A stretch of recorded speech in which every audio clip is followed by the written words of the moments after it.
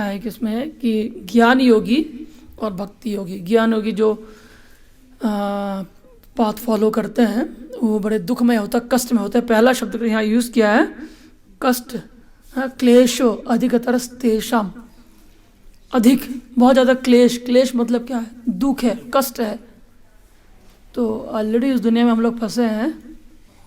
एक तो ये शरीर है, कष्ट देने, शरीर दुख देता है, सुख नहीं देता है। और इस आत्मा का आवरण इस शरीर है। शरीर यहाँ पे फिर ये 5 आवरण और है, पृथ्वी जल अग्नि वायु आकाश का आवरण है। उसके ऊपर और आवरण है। आवरण मीन्स कवरिंग, कवरिंग, कवरिंग। आपको कोई गिफ्ट दे, अंदर बहुत अच्छा गिफ्ट, उसे कवरिंग का ढक्कन खोलते खोलते खोलते खोलते लोग आते हैं शादी में गिफ्ट करते हैं, कोई मजाक करते हो कि बहुत बड़ा डब्बा देते हैं, अंदर छोटा सा गिफ्ट है, खोलते खोलते खोलते खोलते थक जाते हैं, अंदर पता चलता है छोटा सा गिफ्ट है, देखिए बहुमूल्य गिफ्ट है। तो एक कवरिंग है, वो आवरण है, उसके ऊपर है अग्नि जल आकाश वायु। आकाश के ऊपर कवरिंग और है। और क्या है?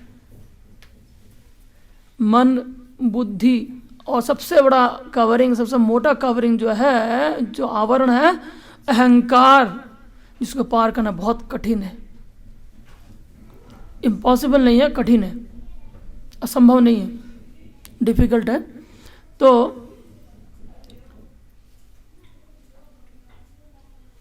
ऑलरेडी इस जीवन को पार करना, भगवत धाम जाना, भगवान को अनुभव करना बहुत कठिन है। उसमें हम और कठिन बना रहे हैं। भगवान कह रहे हैं इसमें क्लेशो अधिकतरस्तेषाम, और कठिन में है, कष्ट में है, जो भगवान के जो डायरेक्ट भक्तियों का पालन नहीं करता, जो भक्तियों का पालन नहीं करता, जो भगवान के निराकार रूप को, जो कहते हैं भगवान का निर्गुण है, निराकार है, कह रहे हैं कि जो भगवान निर्गुण रूप को, भगवान के कोई रूप नहीं है, आकार नहीं है, अव्यक्त है,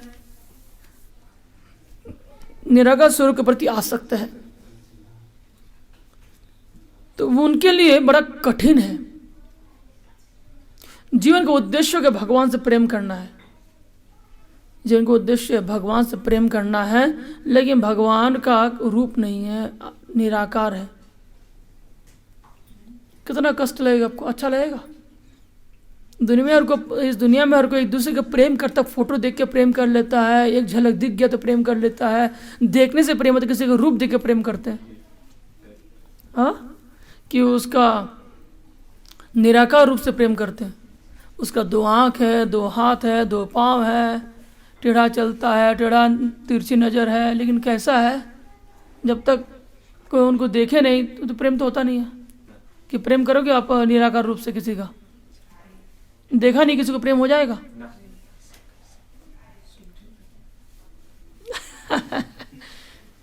कैसे प्रेम होगा? प्रेम होगा कैसे होगा? अगर देख नहीं रहा है तो कैसे होगा? सुन के। किसने प्रेम किया था? सुन के। जब तक पहला झलक पड़ेगा नहीं तो कैसे होगा? कैसे होगा? पहला झलक भी तो पड़ना चाहिए। लेकिन उससे पहले भी प्रेम हुआ है। रुक्मिणी देवी को, रुक्मिणी जानते कौन है? कृष्ण की पत्नी है। रुक्मिणी जी को कृष्ण से प्रेम हुआ था, उन्होंने कृष्ण में देखा नहीं था।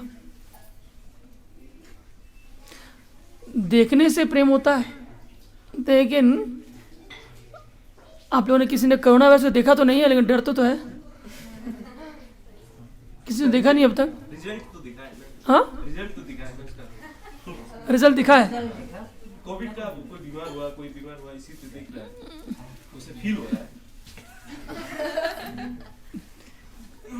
धन्यवाद। तो भगवान को देखे नहीं थे, कृष्ण को देखे नहीं रुक्मिणी। रुक्मिणी ने एक ब्राह्मण से केवल सुने कृष्ण के बारे में, कृष्ण के गुणगान, उनके रूप के बारे में, उनके लीलाओं के बारे में सुनकर कृष्ण के प्रति आसक्त हुए, कृष्ण से प्रेम हुआ। तब रुक्मिणी ने कृष्ण को पत्र लिखे कि मुझे आप ले जाओ, मैं आपसे विवाह करना चाहता हूँ। और जब कृष्ण आए रुक्मिणी को बचाने, ले जाने के लिए, रुक्मिणी हरण करने, तो जैसे सुनी थी वो ऐसे ही कृष्ण को देखे सामने, देखते पहचान कि यही कृष्ण है। लेकिन उनके रूप के बारे में सुना, गुणगान के बस। लेकिन आपको कह दे आप प्रेम करो उस व्यक्ति जिसका आंख नहीं है, जिसका हाथ नहीं है, जिसका कान नहीं है, जो सुनता नहीं है, जो देखता नहीं है, जो बोलता नहीं है, होगा प्रेम उससे?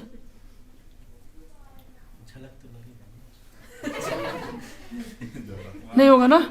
कपड़ा नहीं पहनते हैं, शरीर नहीं, कपड़े क्या पहनेंगे? यहाँ तो कृष्ण के द्विभुज मुरलीधर पीताम्बर कौस्तुभ मणि, तो वो पीताम्बर पीले रंग धोती पहनते, कपड़े पहनते, यहाँ तो लेकिन निराकारवादी कृष्ण के कोई रूप नहीं, भगवान का कोई रूप नहीं है, आकार नहीं है, प्रेम होगा? नहीं होगा। जिन लोगों के मन परमेश्वर के अव्यक्त निराकार स्वरूप के प्रति आसक्त है, कह रहे हैं भगवान के निराकारवादी, भगवान आकार नहीं है। विशेषकर हमारे सिक्किम में भी ज़्यादातर लोग हैं, भगवान को मानते तो हैं, भगवान का आकार नहीं है, रूप नहीं है, निराकार है। वो मंदिर बना रखा बहुत बड़ा, भगवान का विग्रह नहीं है, क्यों? भगवान निराकार है, या उनका कोई आकार ही नहीं है।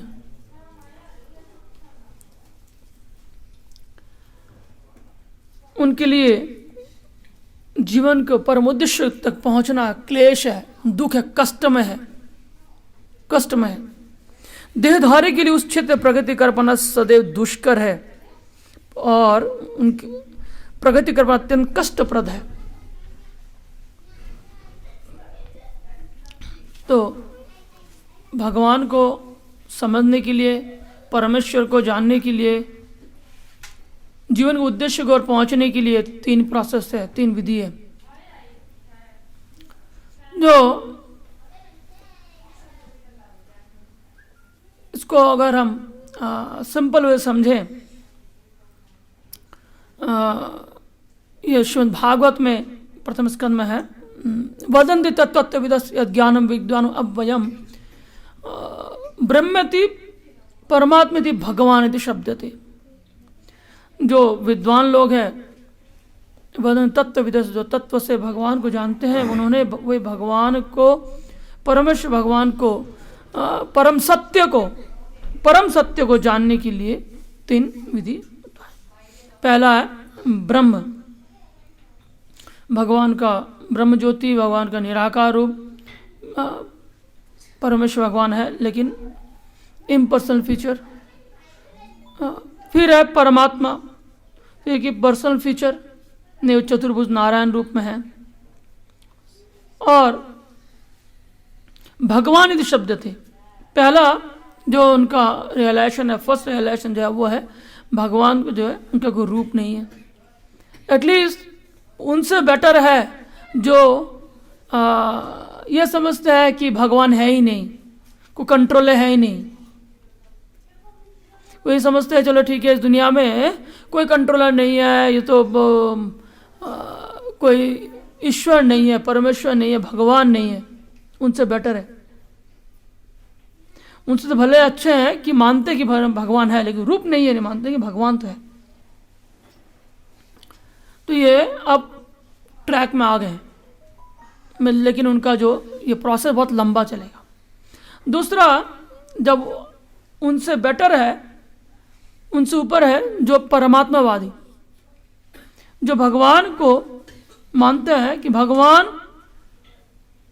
परमेश्वर के रूप में प्रति जीव के हृदय में निवास करते हैं और उनका रूप है चतुर्भुज नारायण रूप।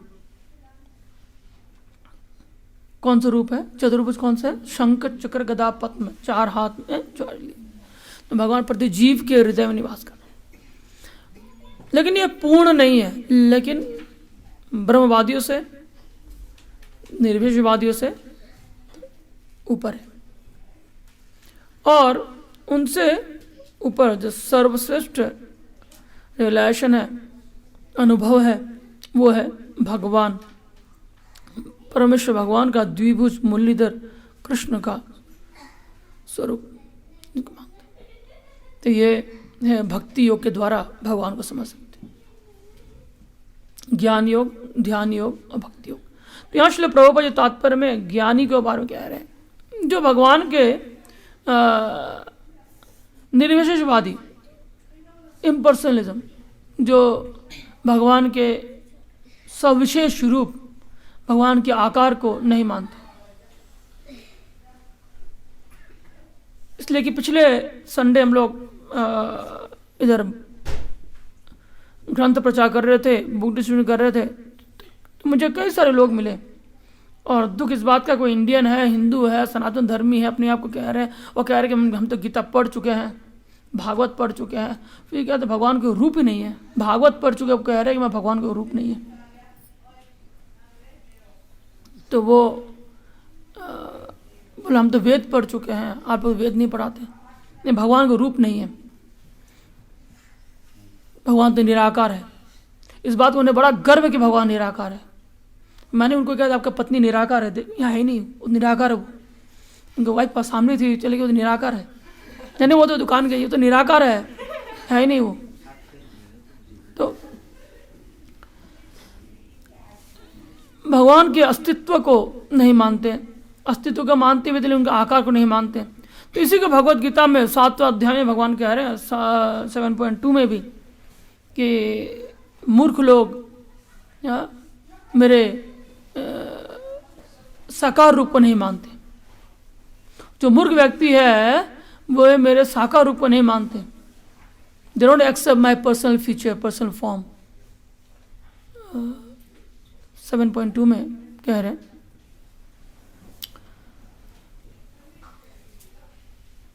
और मूर्ख व्यक्ति मुझे क्या कहते हैं, मानुषम तनुमाश्रिता, क्या मैं मनुष्य रूपी शरीर धारण कर रखा हूं। क्या मानते, ये तो कृष्ण कौन है? कृष्ण तो वृंदावन में, मथुरा में जन्म लिया था और वे एक मनुष्य है, सुपर ह्यूमन है। उन्होंने बहुत अच्छा स्पेशल कुछ काम किया, सुपर ह्यूमन है। तो वो भगवान के स्वरूप को मानते हैं कि भगवान नहीं मानते, कृष्ण है वो एक सुपर ह्यूमन है, बस मनुष्य है, ह्यूमन, मानुषम तनुम आश्रिता, मनुष्य समझते नहीं। तो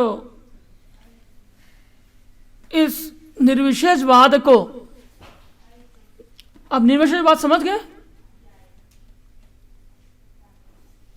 यहां जो शब्द कह रहे हैं कि भगवान कह रहे हैं क्लेश अव्यक्त आसक्त चेतसा, जो भगवान के अव्यक्त रूप को, निराकार रूप को जो मानते हैं, उनके लिए भगवान को पाना बड़ा कष्टदायक है। तो उनका कहना है कि जगत मिथ्या, ये जगत जो है मिथ्या है, तुम भी भगवान, हम भी भगवान, सब भगवान, नमो नारायण, सब नारायण। और उनका देखिए संन्यास लेने के बाद उनको वो ब्रह्मवादी सब, हम सब भगवान बन गए, सब भगवान बन गए। उनका कहना है कि जीव और ईश्वर में कोई अंतर नहीं है। अहम ब्रह्मस्मि, मैं ब्रह्म हूं, मैं पर ब्रह्म हूं, सब कुछ मैं हूं, तुम भी हो, सब नारायण। ऐसे से लोग मिले कि कष्ट होता है सुनते हुए कि सब भगवान है, हम भी भगवान, तुम भी भगवान, सब भगवान। अब पढ़े लिखे गंवार सब कहते हैं सब भगवान।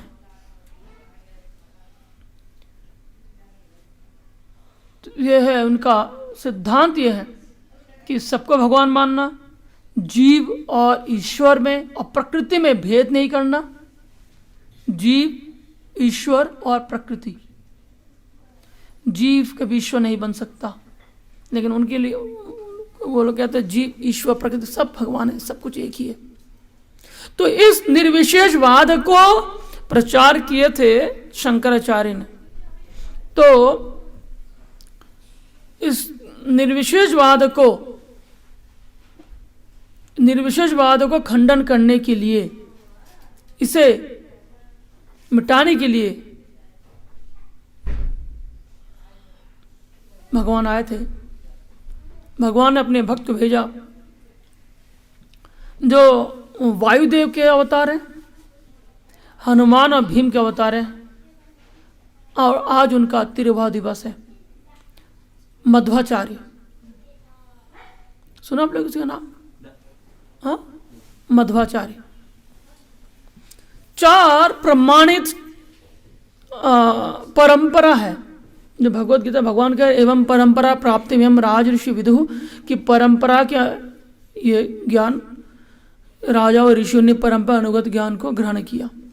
सकाल नमः तो योग नष्ट परंतपा, ये ज्ञान जो टूट गया काल के कारण, समय के कारण। तो परंपरा में ये ज्ञान है, और अगर परंपरा में नहीं आया तो ज्ञान व्यर्थ है। कई लोग कहते हैं हम तो दीक्षित है, हम तो जुड़े हुए हैं, हमारे गुरुजी है, लेकिन आपके गुरुजी कौन से परंपरा से हैं? आप अगर जॉब करने जाओगे, नौकरी करने जाओगे, अपने सर्टिफिकेट लेके जाओगे, मैं पूछे कौन से यूनिवर्सिटी से आपने डिग्री लिया?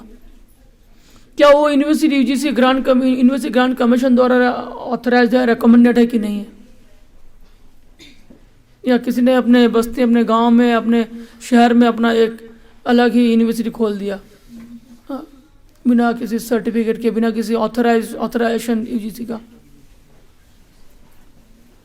तो परंपरा में जो ज्ञान आया है वो जो है ऑथराइज्ड है। वो परंपरा विहीन मंत्र विफला भव। अगर कोई मंत्र मिला है परंपरा में नहीं आया, गुरु परंपरा के द्वारा आपके कानों में नहीं आया, तो वो मंत्र काम नहीं करेगा, विफल है। तो 4 परंपरा है, जो प्रमाणित परंपरा है वो 4 है। वो परंपरा भगवान से शुरू होता है। ये भगवान के जो ये हमारा जो परंपरा है, यह है ब्रह्म मध्य गौर्य संप्रदाय। ब्रह्मा जी द्वारा शुरू किया, ब्रह्मा जी द्वारा शुरू किया परंपरा। भगवान ने ब्रह्मा को ज्ञान दिए थे, ब्रह्मा जी ने आगे नारद को, इस तरह से ज्ञान है। और दूसरा है श्री संप्रदाय, उनकी परंपरा शुरू हुए लक्ष्मी जी से, श्री लक्ष्मी जी से। और उनके आचार्य हैं रामानुजा आचार्य। हमारा आचार्य मध्वाचार्य, ब्रह्म मध्व गौर्य संप्रदाय। ब्रह्मा जी द्वारा जो हमारा परंपरा इस्कॉन का, भगवद गीता अगर आपके हाथ में है तो आपको मिलेंगे। ये पहला अध्याय से पहले ही, भूमिका से पहले आपको मिलेंगे ये, सॉरी भूमिका के लास्ट पेज, भूमिका के लास्ट पेज में मिलेंगे आपको। जो पहला श्लोक से पहले यहाँ प्रभुपाद जी परंपरा को स्थापित दिखाएं, जो फर्स्ट चैप्टर उससे पहले दिखाएंगे। तो इस्टेब्लिश करने के लिए हम परंपरा में, तो एक श्री संप्रदाय और हमारा ब्रह्म मध्य गौर्य संप्रदाय। रुद्र संप्रदाय जो शिव जी से शुरू हुआ, शिव जी के द्वारा प्रारंभ हुआ, उन्होंने प्रारंभ किया। और चौथा है कुमार संप्रदाय, चतुर कुमार द्वारा, सनक सनातन सनंदन सनत कुमार, तो ये 4 कुमारों द्वारा शुरू किया। तो विष्णु स्वामी उनके आचार्य हैं, और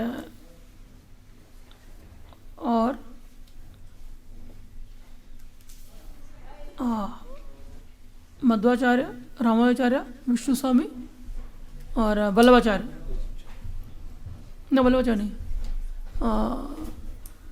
विष्णु स्वामी, निम्बाकराचार्य, थैंक यू, निम्बाकराचार्य। तो ये 4 संप्रदाय, 4 संप्रदाय में 4 आचार्य हैं। और इस 4 संप्रदाय के बाहर जो भी है वो सब अपसंप्रदाय, अनऑथराइज्ड से ऑथराइज 4 है। इसमें से हमारा ब्रह्म मध्य गौड़ संप्रदाय, ब्रह्म मध्य गौड़ संप्रदाय आज मध्वाचार्य, और आज मध्वाचार्य का तिरुभा दिवस है। उन्होंने इस निर्विशेषवादी को, जो इम्पर्सनलिस्ट जो है, उनको रिफ्यूट किया, उनको रिजेक्ट किया। कैसे? उनके मध्वाचार्य आज से करीब 1120 करीब 1000 वर्ष पूर्व 1120 में, जब ये 2021 है, 1120 में उनका आविर्भाव हुआ था। दक्षिण भारत के कर्नाटक में उडुपी के पास पाजक क्षेत्र ग्राम में, और वे, उनके पिता मध्य भट्ट थे, मध्य भट्ट। तो भट्ट ब्राह्मण में, ब्राह्मण कुल में जिनका जन्म हुआ था। लेकिन जब वे 5 साल के थे, उनके घर पे हमेशा एक अच्छा प्रैक्टिस था कि शाम को उनके पिताश्री गांववासी के साथ शास्त्र अध्ययन करते थे। शास्त्र अध्ययन करते करते एक दिन उनके पिताजी बोल दिए कि भगवान के रूप का वर्णन कर रहे थे, और भगवान रूप को उन्होंने वर्णन करते हुए शंकराचार्य की फिलॉसफी को, निर्विशेषवादी फिलॉसफी बता रहे हैं कि भगवान का रूप कैसा है, वो कपि की तरह है कि जबकि भगवान के होंठ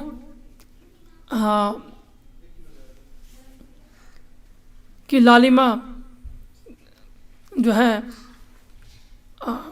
राइजिंग सन, जो सूरज, उगता हुआ सूरज का की तरह लालिमा है। उनके पिताजी वर्णन करने लगे, ये तो बंदर की पीछे की तरह लालिमा है।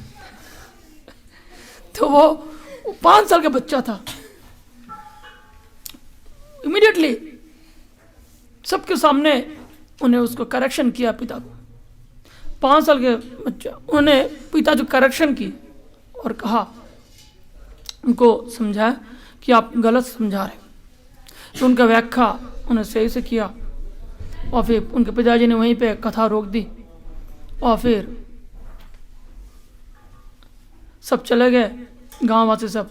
तो वो पिता पुत्र का तर्क वितर्क होने लगा कि पिताजी आप, पुत्र ने कहा कि तुम्हें किसने सिखाया? तो बोले ये सिखाना क्या है, तो लॉजिक है, और इसका मीनिंग यही है, आप जो समझा रहे हो संस्कृति शब्द का मीनिंग यही है। तो वो बोले देखो, तुम जो कह रहे हो मैं समानता हूँ, लेकिन कोई आचार्य नहीं कह रहे हैं। तुम जो कह रहे हो सही कह रहे हो, लेकिन हम तो आचार्य को दोहरा रहे हैं, और हम जो पढ़ रहे शंकराचार्य ने समझाया हमें, और शंकराचार्य का उसको हम दोहरा रहे हैं। लेकिन पिताजी हम किसी को गलत तो नहीं समझा सकते। तो पिताजी ने कहा देखो बेटा, जाकर सो जाओ, तुम सही हो, लेकिन ये जब तक को आचार्य नहीं बताया तब तो इसको हम प्रचार नहीं कर सकते।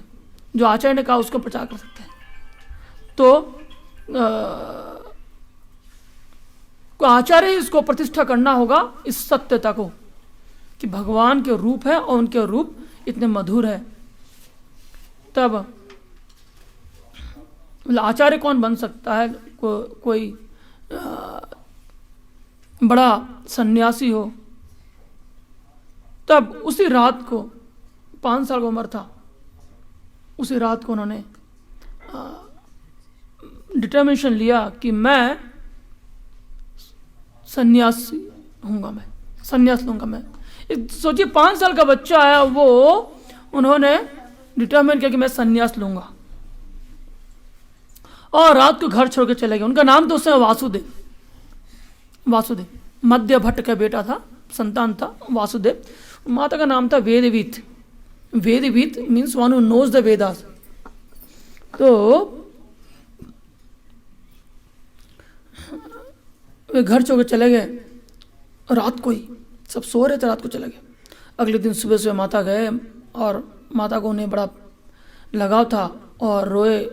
देखा वो एक गुरुकुल में गए, तब वहाँ पे जाकर कहने लगे घर आने के लिए वापस। तब उन्होंने माता से कहा मैं घर नहीं जाऊँगा, मुझे संन्यास लेना है। लेकिन उनके गुरु के कहने पर ठीक है मैं घर तो जाऊँगा, लेकिन जब आपका दूसरा बेटा हो जाएगा मैं घर गृह त्याग दूंगा। तो घर गए, लेकिन वे उसी गुरुकुल में ही अपना अध्ययन शिक्षण कंटिन्यू करने लगे। और जब 9 साल को 5 साल में उनकी दीक्षा हो गया था। 5 साल की उम्र में दीक्षा ले लिए, गायत्री दीक्षा लिया 5 साल की उम्र में। और 12 साल की उम्र में उन्होंने संन्यास लिया, गृह त्याग दी, पूर्ण रूप में संन्यास हुआ 12 साल की उम्र में। और उनका नाम पड़ा पूर्ण प्रज्ञ। वे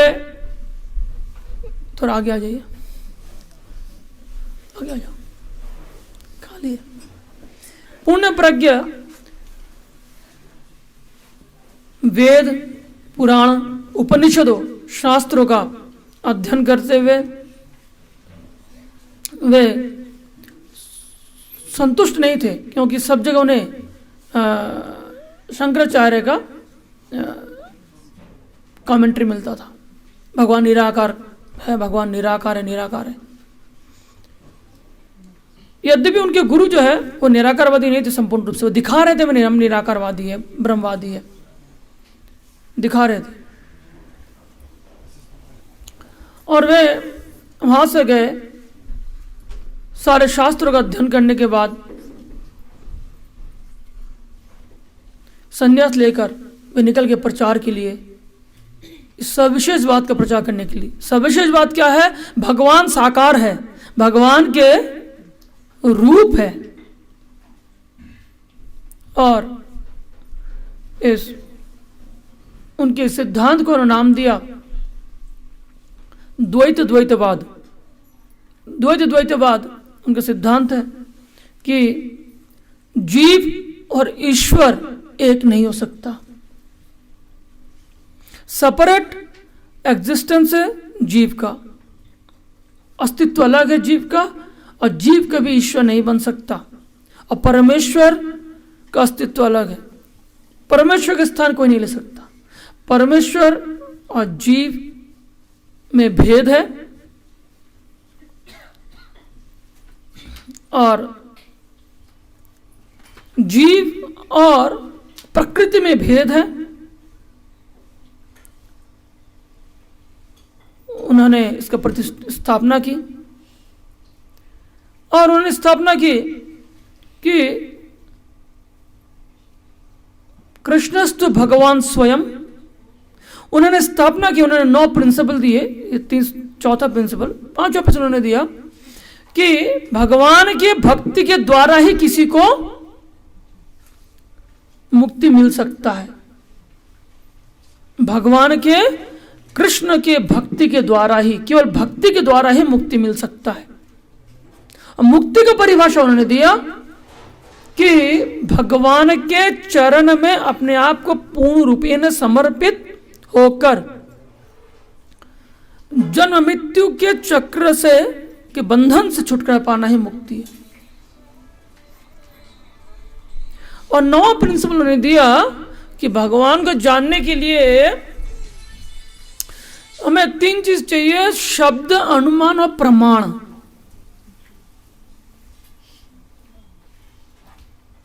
तो इन्हीं 9 प्रिंसिपल उन्होंने दिए। वे उडुपी से, उडुपी कहाँ बताया हमने भी? कर्नाटक। तो कर्नाटक, उडुपी से वे गए पैदल हिमालय की ओर। हिमालय में वे गए, उनके साथ उनका शिष्य क्या नाम था, सत्यव्रत, उनके ले गए साथ में। तो वे अनुवाद करते हुए गए, अनुवाद नहीं, कमेंट्री देते, टीका देते हुए गए, और वो बोलते थे और उनके ये शिष्य लिखित रूप से लिखते थे, उसको लिखते थे। और जब पहुंचे बद्रीनाथ से नीचे, शिष्य कहा तुम यहीं रुको। फिर वे खुद गए और बद्रीनाथ पैदल गए, कोई गाड़ी से, हवाई जहाज से, ट्रेन से नहीं। कर्नाटक से बद्रीनाथ पैदल गए। बर्फीला पहाड़ था, आज भी बर्फीला है। गए कोई बद्रीनाथ? नहीं, कोई नहीं गया बद्रीनाथ। सुना किसी ने नाम? सुना है? जाना किसी को? नहीं।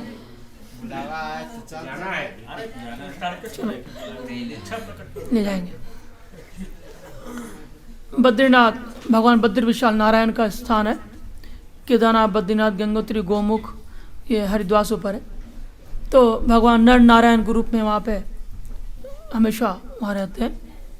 तो बद्री विशाल भगवान नारायण, तो वहाँ पे आज भी बर्फीला पहाड़ है।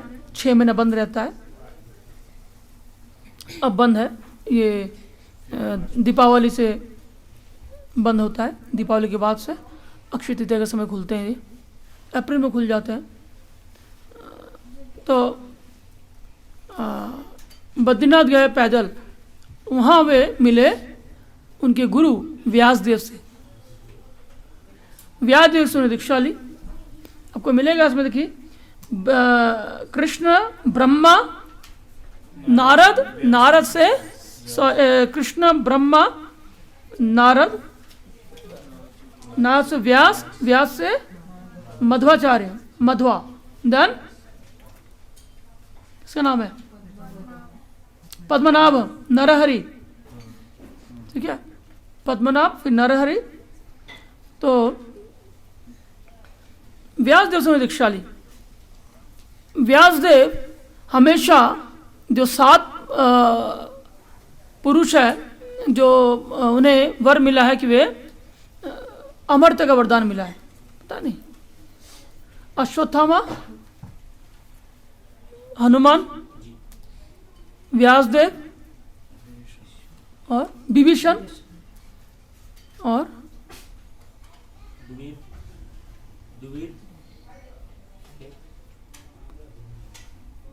तो 7 जनों को मिला है। उसमें से व्यासदेव आज भी है। वहाँ पे व्यास गुफा है बद्रीनाथ में। बद्रीनाथ भगवान दर्शन करने के लिए नदी के उस पार में है व्यास गुफा। और व्यास गुफा के बगल में है गणेश गुफा, और बीच से बहती है सरस्वती नदी। जो सरस्वती वहाँ अंदर चले गए, अलग कथा, जब हम पहुँचे तब बताऊँ वहाँ पे।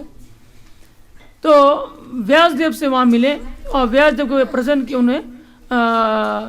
व्यासदेव ने उन्हें भगवत भक्ति के बारे में और शास्त्रों का उन्हें ज्ञान दिया, वेदों का ज्ञान दिए। व्यासदेव उन्हें ले गए, चलो बद्री विशाल नारायण का, भगवान का दर्शन करने। और वहाँ नारायण का दर्शन करने गए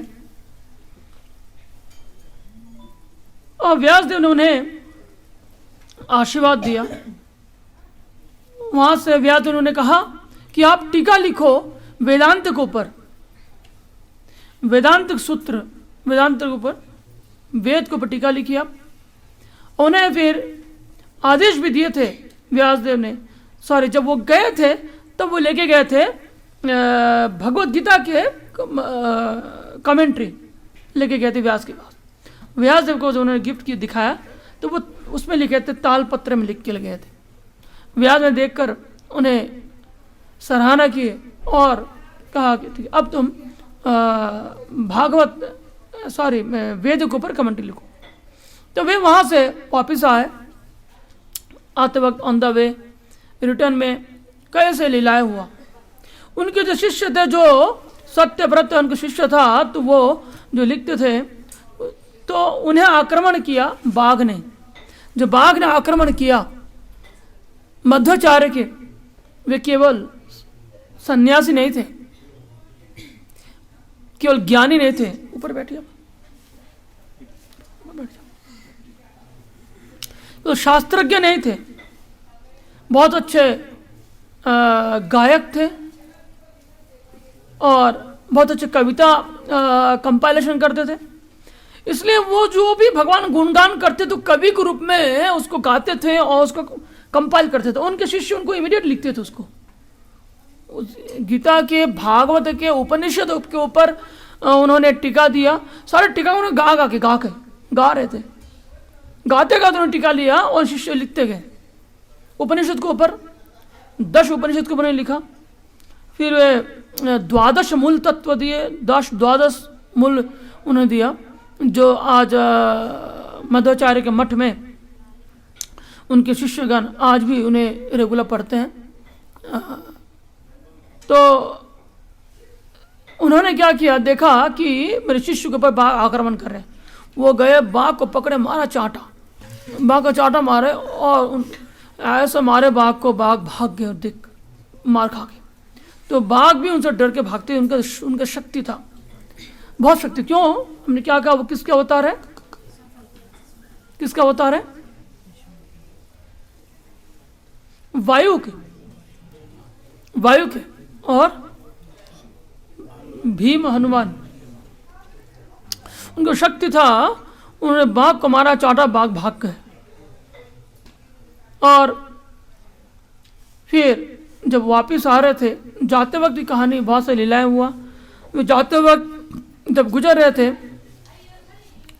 तो उन्हें पहले एक राज्य मिला। उस राज्य में पानी नहीं था, तो राजा ने जो भी वहां से गुजरता था सबको लगाया कि आप खोदते रहो, पानी मिलेगा, खोदो। तो उन्होंने, किसी को पानी नहीं मिल रहा था, तो वो निकले, अरे आप तो इतने हिष्ट पुष्ट हो, आप क्यों संन्यास ले, आपको तो मेहनत करना चाहिए, मिट्टी काटो, पानी निकालो। उनको लगा मिट्टी काटने के, उन्होंने एक ही वो लगाया, एक बारी नीचे कुदाल लगाया और पानी निकल गया। फिर वे आगे चलते गए, एक राजा और मिले, अलग अलग राज्य से होते गुजरते जा रहे थे। एक राज्य और मिले जहाँ पे दुष्ट राजा थे। वे अपने विलास के लिए बड़ा तालाब बना रहे थे और जो भी आते थे उनको कहा था कि आप यहाँ पे खोदो। तो उनको लगा, अरे आपको खोदना पड़ेगा। उनके सेना ने कहा, नहीं तो राजा आपको पनिशमेंट देंगे। बोले ठीक है, राजा के पास ले चला मैं। राजा के पास गया, राजा ने कहा कि तुम्हें खोदना पड़ेगा, तो तुम्हें पनिशमेंट मिलेगा, सजा मिलेगा। बोले हम तो सन्यासी हैं, हमें पता नहीं जमीन खोदना कैसा है, आप करके दिखाइए। तो उनके शब्दों में राजा मोहित हो गए। मतलब इतने विनम्र भाव से ने कहा कि आप हमें दिखाइए, आप सिखाएंगे तो हम कर लेंगे। तो उन्होंने वो जो उनको फावड़ा दिया था खोदने के लिए राजा के हाथ में दे दिया। राजा फिर वहाँ खोदने लगे, राजा को खोदते दिखा, राजा खोदते निकल गया आगे, राजा खोदते रह गए, वो आगे निकल गए। इस तरह से वे आगे गए। तो उन्हें एक राज्य और मिला जो गंगा नदी के इस पार उस पार था। वो हिंदू और मुसलमान का विभाजन था। उस पार मुस्लिम, इस पार हिंदू थे। तो जो भी उस पर जाता था नाव पा करके, वो मुस्लिम राजा उनको सबको दंड देता था। और वे अपने शिष्य के साथ में क्या किया, सबके हाथ पकड़े, बोले सबके हाथ पकड़कर बिना नाव के बस चलते हुए निकल गए, क्योंकि वे वायु देवता के अवतार थे। वे उस नदी के ऊपर जल के ऊपर चलते हुए निकल गए। अपने शिष्य को सब मेरे हाथ पकड़ के रखना, एक दूसरे के हाथ पकड़े, चेन बनाया गया। इससे शिक्षा मिलता है कि हमें इस भवसागर से पार करना है तो हमें हमेशा गुरु के शरण में रहना पड़ेगा। उनके चरण हमें छोड़ना नहीं होगा। श्री गुरु चरण पद्म केवल भक्ति सत। गुरु के चरण को कभी छोड़ना नहीं होगा। वैष्णव साधुओं को, वैष्णव के साधु के गुरु के चरण को नहीं छोड़ना, उनके कृपा से ही भव सागर को पार कर सकते हैं। और जब उस पार गए तो वो राजा था पार्सियन, तुर्कमेनिस्तान, वो टर्किश के राजा थे, टर्किश थे। तो वे उन्हें तो वहाँ के सेना उन्हें पकड़ा और ले गए राजा के पास। और राजा के पास जब ले गए तब कहा कि तू बिना नाव के आ गया, बोले कैसे आया? तो राजा उनसे, और किसी को दूसरा भाषा नहीं आता था, टर्किश ही आता था, तो टर्किश भाषा में पर्शियन भाषा में बात कर रहे थे। शिष्य को समझ में नहीं आया, लेकिन वे पर्शियन लैंग्वेज में उनसे बात किए और इनसे मधुर से बात की। राजा मोहित हो गया। उनके कहा, हम आपको समर्पित करते हैं, आपको जो चाहिए मांगो, आपको हम अपना देश दे देंगे, राज्य दे देंगे, धन दे देंगे, जो चाहिए मांगो। बोले हम तो सब छोड़ के आए हैं, हमें कुछ चाहिए नहीं, आप जो मांगो वो दूंगा। बोले कुछ नहीं, बस आप यहाँ से जो भी गुजरे उनको आप कष्ट मत देना, दुख मत देना। आप दुख दोगे तो आपको दुख मिलेगा, दुख मत देना किसी को, कष्ट मत देना किसी जो गुजर रहा हो यहाँ से। क्योंकि दूसरे साधुजन उस रास्ते से जाते थे बद्रीनाथ की ओर, यदि कोई साधु यहाँ से जाए उनको आप दुख मत देना बस। तब वे आगे निकल गए। इस तरह से जहाँ भी जिस पथ से गुजरे वहाँ पे कोई, चाहे कोई अच्छे राजा हो, दुष्ट राजा हो, चाहे कोई मुस्लिम राजा हो, सबको उन्होंने अपना संग प्रदान किया और सबको उन्होंने उनके विचार को, उनको मन को बदला। और वे जब बद्रीनाथ से वापस आ रहे थे, बिहार से उड़ीसा होते हुए इधर कर्नाटक आए, आंध्र प्रदेश से होते हुए श्रृंगेरी मठ है शंकराचार्य के पीठस्थान, जहाँ से ये शंकराचार्य का जो मायावादी का, इम्पर्सनलिज्म का, शून्य, ये जो निर्विशेषवाद के प्रचार का मूल केंद्र है, वहाँ के आचार्य थे। वो उनसे डरने लगे, सब डर गए कि सब जो भी जहाँ भी जिनको मिलते सबको वो कन्वर्ट करते हैं, चेंज कर देते हैं। तब उन्हें रास्ते में दो जने मिले। एक राजा थे, उड़ीसा गंजाम डिस्ट्रिक्ट था उड़ीसा और आंध्र प्रदेश का गंजाम। तो वहाँ पे राजा था। वहाँ के राजा बड़े ज्ञानी थे, लेकिन भक्त नहीं थे, ज्ञानी थे। उन्होंने उनको भगवान के इस निर्विशेष बात को दिमाग से हटाया कि भगवान के स्वरूप है, भगवान का सुंदर रूप है, भगवान के जो है सुंदर लीलाएं हैं, भगवान के जो विग्रह है, भगवान के साकार रूप को समझाया, ज्ञान दिया और भगवान की भक्ति में उनको लगाया। अब उनको परिणित करके उनको सन्यास दिए। वो राजा सन्यास लिए। वो है जो उनके नेक्स्ट जो शिष्य है, क्या नाम है, पद्मनाभ, ये वो राजा। फिर उनके ही मित्र थे जो नरहरि तीर्थ, उनके मित्र। वे दोनों ज्ञानी थे, लेकिन भक्ति योगी नहीं थे, ज्ञान योगी थे। उनको बदलते हुए, उनको कन्विंस करके बदलते हुए भक्ति का प्रचार करते हुए, भगवान के स्वरूप को प्रकाश करते हुए, साकार रूप को देते हुए वे आगे आए और वापस आए उडुपी। जब तक वो उडुपी आए तब तक वे वेद के कमेंट्री पूरा कर चुका था। तब तक वेद के ऊपर उनका जो कमेंट्री, उनका भाष्य था वो पूरा हो गया था। वेदांत सूत्र के ऊपर भाष्य ने लिखा। तब उन्होंने अपने गुरु जो थे वहाँ पे, जो उनके गुरु थे अच्युत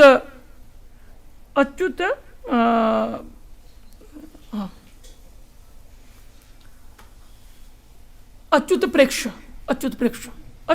गुरु थे, उनको उन्होंने दिखाया।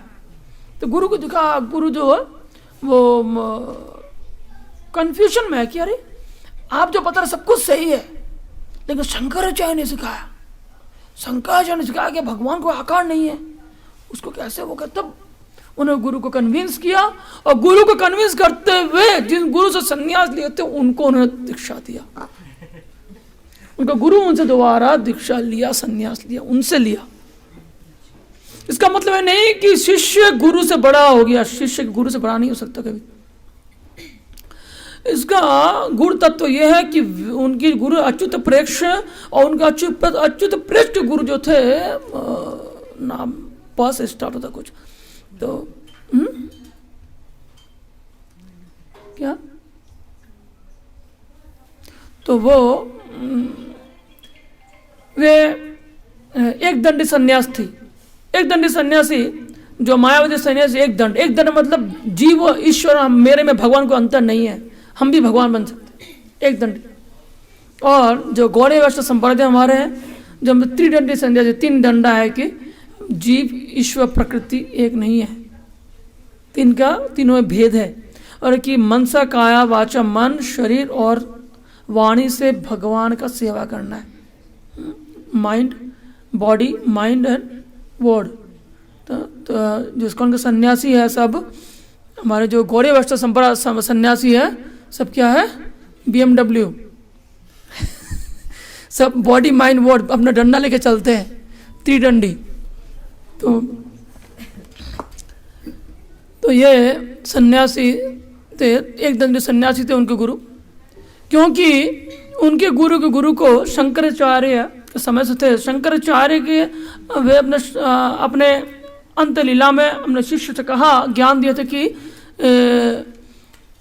भज गोविंदम, कि गोविंद का भजन करो। उन्होंने कहा गोविंद का भजन करो, नारायण का भजन करो, लेकिन उन्होंने डर किस बात से है हमारा संप्रदाय, उन्होंने कहा कि हमारा डर है अगर कोई इस वैष्णव से डर है तो वैष्णव से है।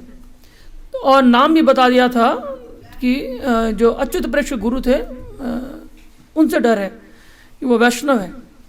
तो उनके गुरु ने क्या किया, उनको फिर इनके शिष्यों ने, शंकर शिष्य ने उनको मारने के लिए दौड़ा, उनको ख़त्म करने के लिए। तो वो दौड़ते गए और पीछे उनके शिष्य अच्युत प्रेक्ष भी दौड़ते गए और वे लोग गए एक दूसरे आश्रम में, उन्होंने आश्रय ग्रहण किया। बाद में फिर एक दंडी सन्यासी बन करके दिखावा के लिए हम बाहर से दिखावा करेंगे, हम शंकराचार्य के फॉलोअर है, हम मायावादी है, दिखाएं कि हम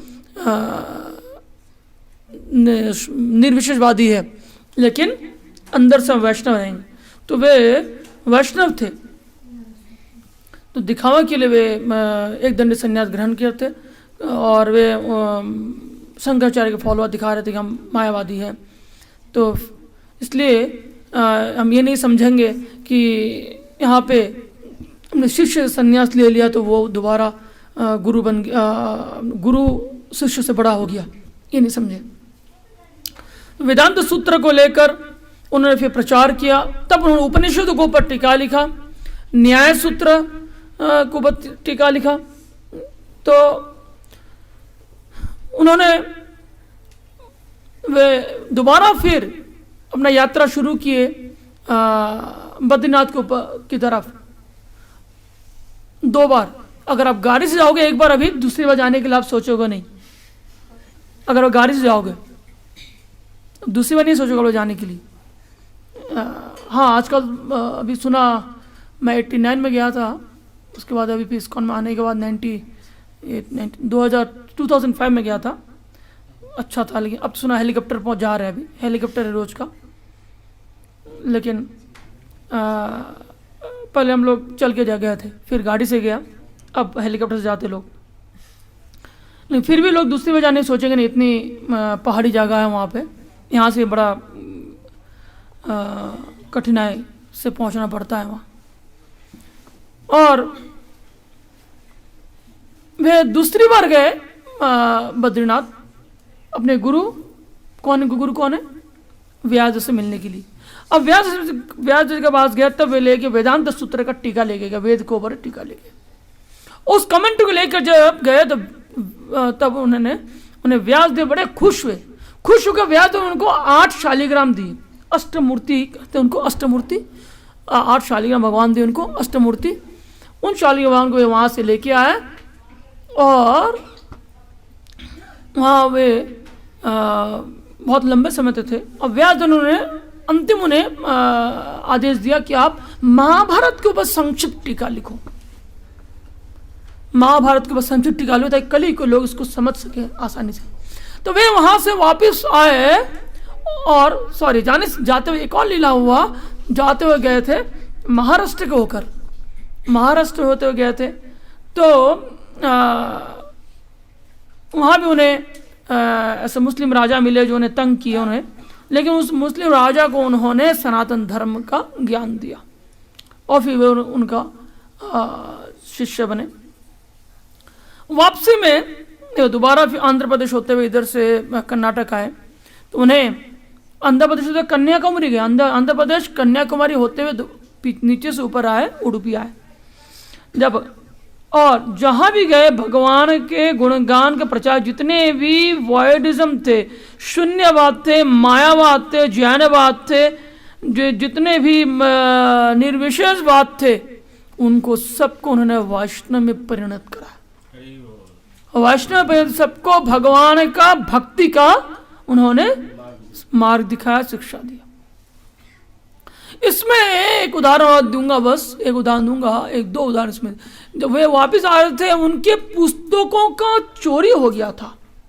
उनके पुस्तक, उन्होंने जितने शास्त्र लिखे थे, वेद के ऊपर टीका लिखा, गीता के ऊपर 2 भाष्य उन्होंने लिखा, गीता के ऊपर गीता भाष्यम, गीता कर्म न्याय सूत्र भाष्यम, 2 भाष्य लिखा, और उन्होंने भागवतों के ऊपर 2 टीका लिखा, और 10 उपनिषद के ऊपर 10 टीका लिखा उन्होंने, 10 उपनिषद के ऊपर, और वेद के ऊपर उन्होंने टीका लिखा। सारे पुस्तक चोरी हो गए थे,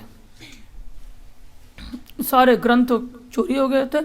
तब उन्हें शिष्य कहे कि सारे पुस्तक चोरी हो गए, लेकिन उन्हें कोई वो नहीं था,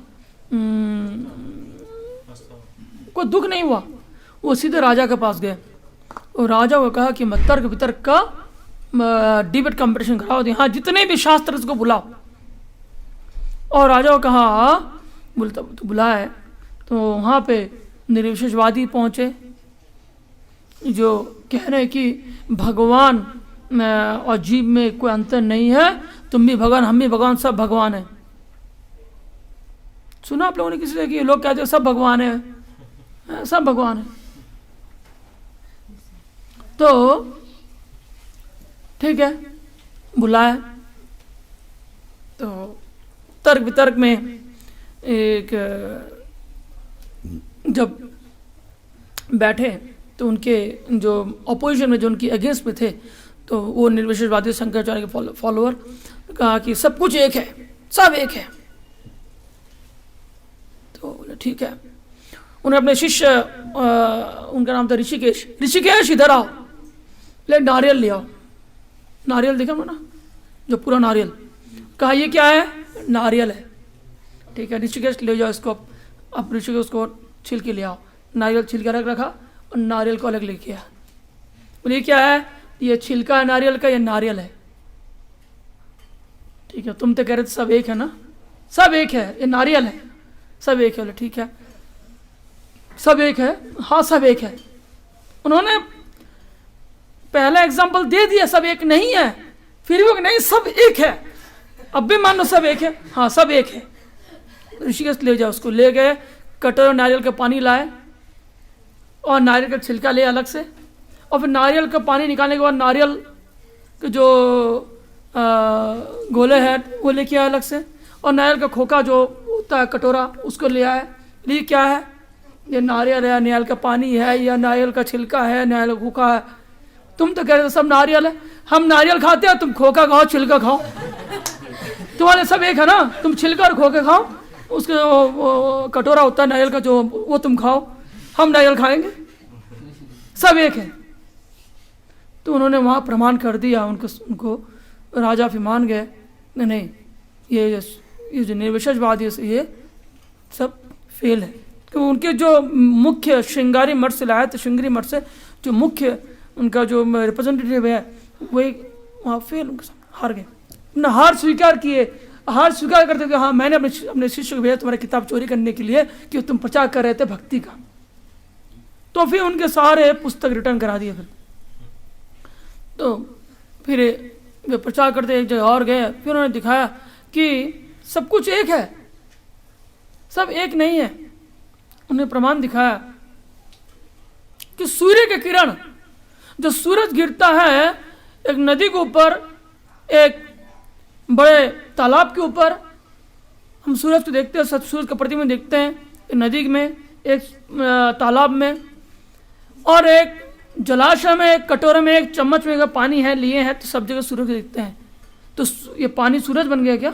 कटोरे का पानी और जलाशय का पानी, तालाब का पानी, सब सूरज बन गया? तो ये उदाहरण उन्होंने दिखाया कि सब सूरज नहीं बना, ये सूरज का प्रतिबिंब है, सूरज नहीं है। लेकिन वो शिक्षा दी कि जीव जो है वो ईश्वर नहीं हो सकता, जीव ईश्वर नहीं हो सकता।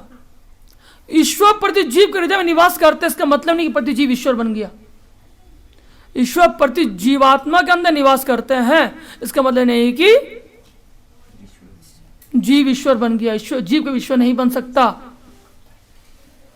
और उन्होंने उनका 9 सिद्धांत में एक रह गया, मैंने 8 बताया। 9वां उनका जो है सप्तम सिद्धांत था 9 में से, कि जीव ईश्वर का सनातन दास है, उनका सिद्धांत।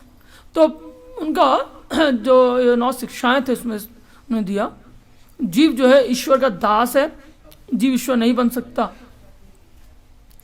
तो तब मध्वाचार्य वहाँ पे उडुपी में थे, उनका अंतिम लीला बता दो कैसे शरीर छोड़ा। अंतिम लीला बताया, उडुपी में उन्होंने मंदिर स्थापना की शिव विग्रह का, उडुपी कृष्ण। वो कृष्ण मिला, मध्वाचार्य समुद्र, रोज समुद्र स्नान करते थे। अब समुद्र में स्नान करते थे, लेकिन एक दिन समुद्र में क्या देखा, एक बहुत बड़ा जहाज वहाँ से गुजर रहा था। उस जहाज में एक बहुत बड़ा व्यापारी द्वारका की तरफ से आ रहे थे। और आज भी अगर जाओगे गुजरात से लोग, सूरत से लोग, गुजरात से लोग जाते हैं, पता है बाहर में क्या विदेश बिजनेस करते हैं, राजस्थान और गुजरात से ले आते लोग सारे बहुमूल्य रत्नों को, स्टोन्स का, गोल्ड का। आपको पता होगा सूरत जो है गोल्ड का सारे बैठे हैं, हीरा का, हीरा और सोने का, ये सब। अरे कृष्णा प्रसाद लेते जाइए, बैठिए, प्रसाद लेते जाइए। तो वहाँ से जा रहे थे, तो द्वारका से जा रहे थे, जब ये व्यापारी आए वहाँ से गुजर रहे थे, अपने सामान लेके जा रहे थे नाव में, तब उनका नाव वहाँ फंस गया। बहुत बड़ा समुद्री तूफान आया, समुद्र तूफान में नाव फंस गया और नाव में पानी भरने लगा और नाव पलटने वाला था। बड़े चिंतित थे, दुखी थे, अब क्या होगा, मेरा सारा व्यापार खत्म हो जाएगा, सारा पैसा डूब जाएगा, इतना सामान खरीदा मैंने। तब उन्हें दूर से दिखाई दिया कि मध्वाचार्य साधु बैठकर वो कविता लिख रहे हैं, कविता लिखे जा रहे हैं। और जो कविता लिखे जा रहे थे, वो लिखते नहीं थे, कविता बोलते थे, गाते थे। और उनके शिष्य लिखते थे, वो सत्यव्रत तीर्थ, वो लिखते थे, वो गाते थे, कविता बनाते, कंपाइल करते थे कविताओं को गा कर। तो उन्होंने दूर से, उन्हें कोई उपाय नहीं दिखाई दिया, दूर से चिल्लाए, सेव मी, हेल्प मी, बचाइए मुझे, रक्षा कीजिए, रक्षा कीजिए, बचाइए, हेल्प। आवाज सुनाई दिया। तब मध्वाचार्य ने, उनके वस्त्र था लाल, सन्यासी थे, अपने लाल वस्त्र लिए और केवल कौपिन धारण के अपने सारे लाल वस्त्र लेकर वो हिलाए, हवा में हिलाए और सारे हवा रुक गए, समुद्र शीतल नॉर्मल शांत हो गए। और जो समुद्र तूफान था, तूफान शांत हो गया, सब नॉर्मल हो गया। क्योंकि खुद वो कौन थे, वायु देवता के, बार बार रिमाइंड कर रहे, वायु देवता के होते। अब और बताऊंगा एक बार उसमें भी। तब शांत हो गए तो वो बड़ा खुश हो गए, तो मेरा प्राण तो बचा, मेरा प्राण तो बचा। बोले बिजनेस अप कर लेंगे, प्राण बच गया। हाँ, तो जान बचे तो और कर लेंगे बिजनेस आगे। क्या? हाँ, जान बचे लाखों पाए। तब उन्होंने कहा आपको क्या चाहिए लीजिए, हम आपको इस नाव में जो कुछ भी है सब आपका है, आप ले लीजिए इसमें। बोले मुझे कुछ नहीं चाहिए, मैं तो सन्यासी हूँ। नहीं, आप जो मांगे वो मिलेगा। यहाँ मेरे पास सोना है, हीरा है, जवाहरात है, यहाँ बहुत सामान है, मेरे पास चाहिए, आप लीजिए। बोले आप कहाँ से आ रहे हो? आप द्वारका से आ रहे हो? हाँ मैं द्वारका से आ रहा, आपको कैसे पता? तो आप द्वारका से आ रहे हो, वहाँ से आप के नाव में वो होगा द्वारका के मिट्टी होगा, तो मिट्टी का बड़ा ढेला होगा। हाँ, क्योंकि नाव जो है वो बैलेंस करने के लिए उन्हें रखना पड़ता है। जब पहाड़ों में गाड़ी चलते, गाड़ी में बड़े बड़े गाड़ी चलते, वो रखते हैं क्या बोलते हैं उसको, टायर में ट्यूब में टायर लगाने के लिए उसको रोकने के पत्थर लकड़ी का सपोर्ट रखते हैं ना, कि पहाड़ चल गाड़ी फिसल न जाए पीछे, ब्रेक सपोर्ट के लिए। तो उसी तरह इसको नाव को बैलेंस करने के लिए वो बड़ा मिट्टी का ढेला रखे होते। जो मिट्टी का ढेला रखे होते तो बोले आपकी नाव में जो मिट्टी का ढेला वही चाहिए मुझे। तो 2 मिट्टी का ढेला था, वो मिट्टी का बड़ा ढेला वो ले लिए। तो शिष्यों को बुलाया और मिलकर एक ढेला उठा के ले आए। और जब वो ले आए वो साधारण ढेला नहीं था, वो गोपी चंदन था। गोपी चंदन ये द्वारका में गोपी तालाब है, जो गोपी और राधा कृष्ण ने लीला किए थे। तो वो उसका लीला अलग है, नहीं बताऊंगा अभी।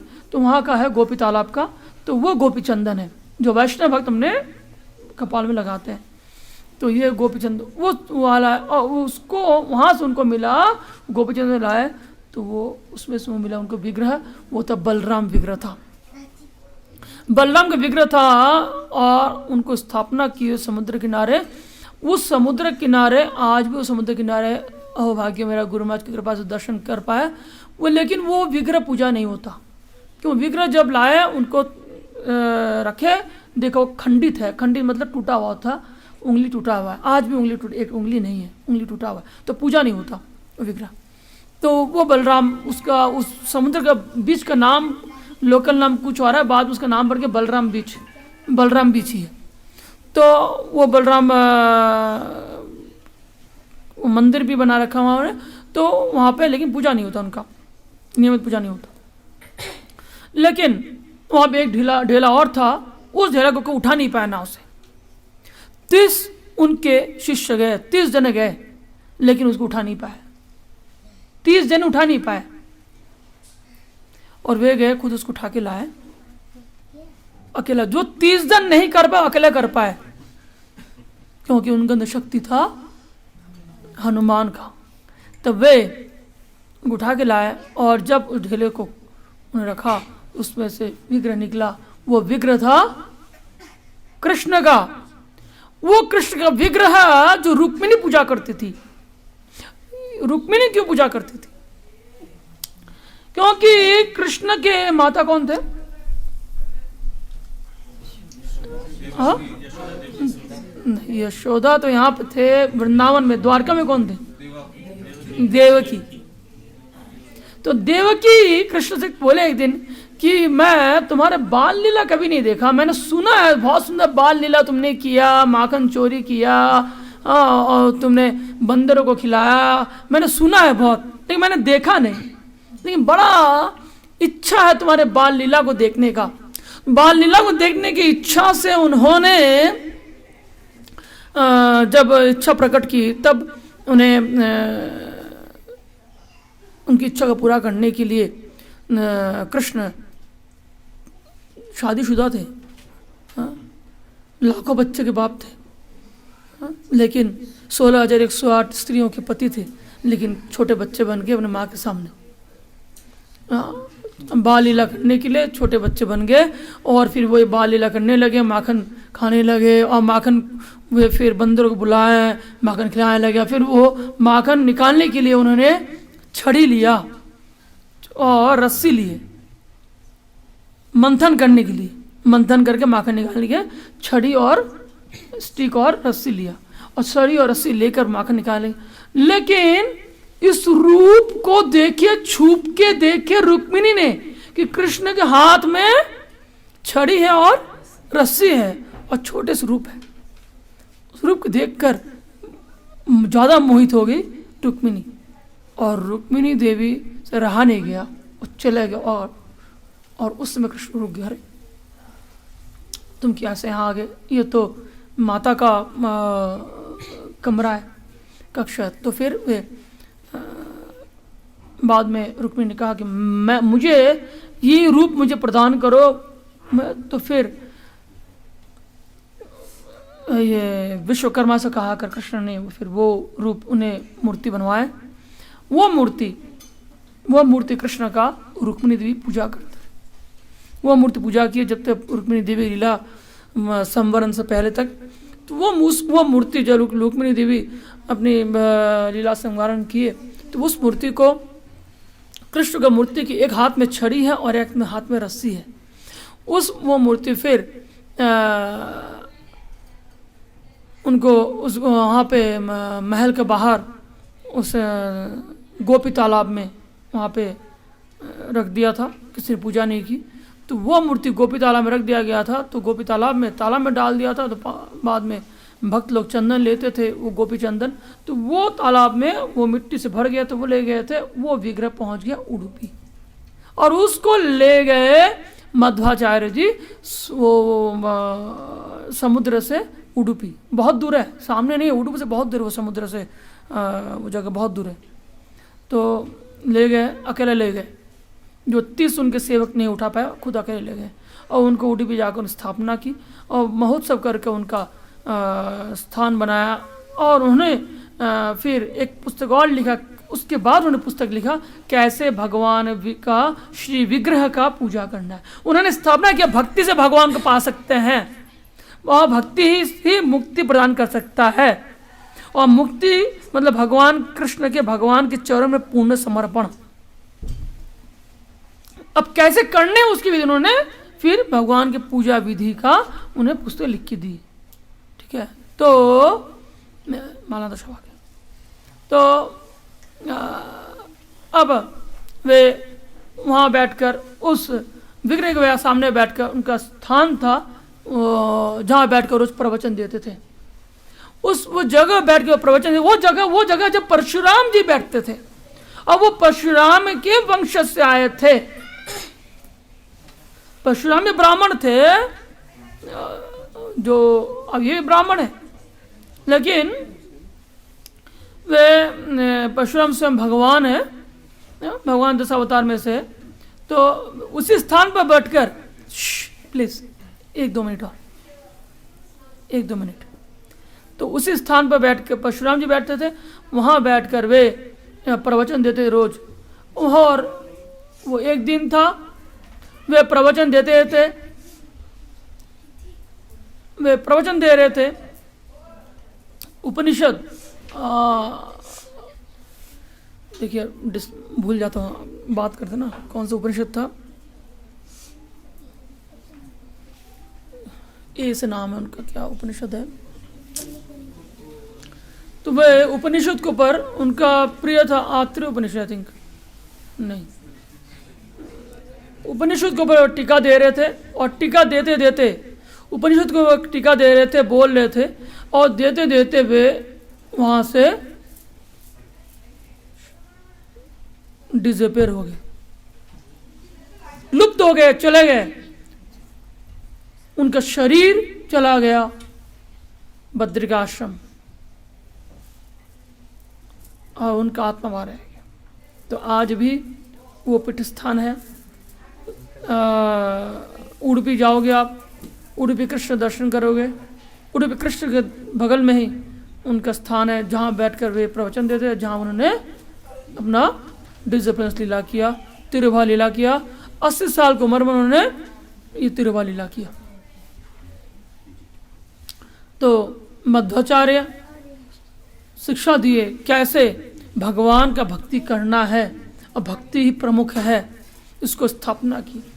अगर आपको भक्ति में आगे बढ़ना है, अगर किसी को भगवान के सविशेष रूप में, भगवान के साकार रूप में किसी को डाउट है, तो मध्वाचार्य के जीवनी को शिक्षाओं को पढ़े।